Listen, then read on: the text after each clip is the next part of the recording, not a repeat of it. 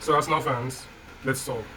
I'm not going to be one of those people that is going to come out here with trying to mock or banter, and I'm going to be as objective as I can for both teams. This was a game where, in my opinion, this was a draw game, and the only reason Arsenal didn't win this game is because when I say luck was not on their side, they hit the bar twice. They had a lot of chances to take the game, and they lacked that final quality. There was a chance where they removed Donnarumma. It was all about just taking the shots, and Odegaard missed it, and it fell around. Like the second half was, I wouldn't say it was a dominating display from Arsenal, but it was very, very. They were on the front foot, and this is exactly what I wanted. What I wanted Arsenal to play as, to come out and play football, and they did that. And I am actually quite, I would say, proud of them. I think Arsenal fans, you should be proud of your team. That Arsenal did not cower and try to defend, try to get a draw from the game, because I wouldn't say there's no Arsenal player I would come on and say this person played awfully. This person played badly. I would say Semenyo was awful. Semenyo was horrendous. I regret him being in my FPL team. I should have checked instead. Semenyo was awful, and Donnarumma, God, that was a clanger. That was a mistake of mistakes that he made. This was a game where it should have been, in my opinion, it was a game that was begging for a draw, and Man City were just more clinical and better defensively, in my opinion. So, talking about the tactics now, City tried playing that 4-2-4 press structure again, and Arteta has found a way to bypass it, and the best way he saw was one for them to go long, and they went long a lot of times to Mascara, to Rice, sometimes to Eze, and it worked.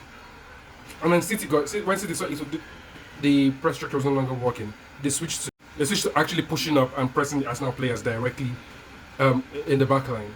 And Odegaard just came through, picked the ball up, and then thought and progressed the ball. And I am actually quite proud of how Arsenal approached this game, in the sense that they did not just allow City to run or tell them how to play.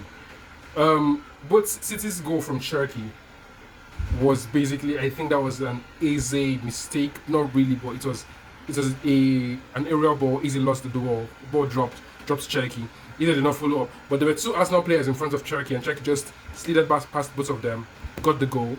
The Arsenal goal was a mistake by Donnarumma.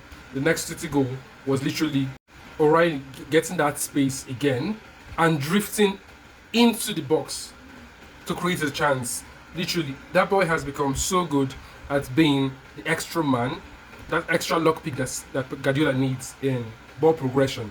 And I think it's really amazing how well he's been used. It is really amazing how well he has performed for Manchester City. So now let us now talk about this, because I think Gabriel should have been sent off twice. Should have got a red card twice. He pulled Haaland down twice. The first time he pulled him, Haaland ignored him and basically walked away. The second time he dragged his shirt till he tore it, till he tore the shirt off. And then the third time, he actually went and headbutted Haaland in the nose. How is that not a red card? How is that not a red card? The match center says the ref's call of no red card was checked and confirmed by VAR, with the action from Gabriel deemed not to be excessively aggressive and violent. But streaking your hand through someone's hair was violent, was a red card, was a 3-game match ban. I just think the Premier League refereeing is a joke. It is a joke. There are no two ways about it. But anyways, this are Arsenal and Man City's next fixtures until game week 38, until the final game week. And with Arsenal being just 3 points ahead of Man City now, Man City having a game in hand to play, I think Man City has won this. The only way Man City doesn't win it is if they lose points to, say, Bournemouth or Everton. Because I don't see Man City losing to Burnley. Brentford is a most likely Man City win. I feel like it's over for Arsenal, and I feel like this title is now firmly in City's hands.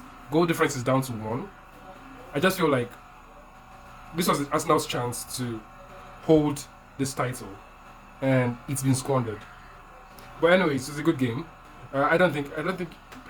I feel like Arteta has gone as far as he can go, and it's time to get someone who can get them to the promised land.